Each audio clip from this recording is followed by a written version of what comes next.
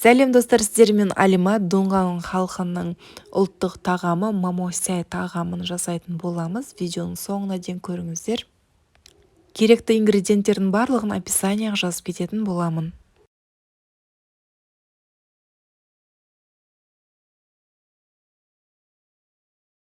Бірінші қамырымызды ашытып аламыз. Ол үшін жылы суымызға тұзымызды, қасықтың ұшымен қантымызды, дрожжымызды салып, жақсылап араластырып, 1-2-3 минутқа қойып қоямыз. 2-3 минутта біздің дрожжымыз кішкене көтерілетін болады.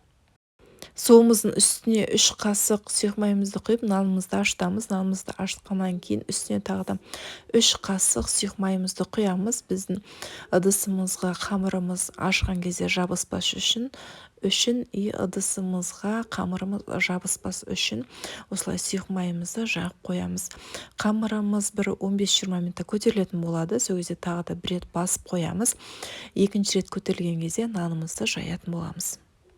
Екінші рет көтерілген қамырымызды жайып, тура видеодағындай турап аламыз. Форма жасайтын боламыз. Мен рогалиге тәріздес қылып жасайтын боламын. Кез келген өздеріңіз қалауларымен форма жасауға болады. Мантоваркамды майлап, мантоваркамда 25-30 минутқа қайнауға қойып қоятын боламын. Қазанымызға сұйық майымызды құямыз, етімізді саламыз. Менің етім туралған, жуылған, кесілген, осылай морозилкаға салып қоямын. Енді алып қазанға салып жатырмын. Көкөністерімді де турап алдым. Сәбіз, редька, пиязмен де кез келген көкөніс қолдануға болады. Үйлеріңізде қандай бар? Етім 5-6 минут қуырылғаннан кейін көкөністерімді толықтай саламын. Крышкасын жаппай кішкене ғана ашып қуырып алатын боламын. Көкөністерімді етіммен қоса. Еті мен көкөністерім 10-15 минут қуырылды. Томатный пастамды салып, тағы да 1-2-3 минут қуырып, суымды құятын боламын. Татымына қарай тұзымызды салып, суымызды құямыз. Суымызды көп құймаймыз, бұл өте маңызды. Суларыңыз көп құйсаңыздар дәмді болмай қалады. Картошкамды осылай 4 бұрышты қылып турап алдым.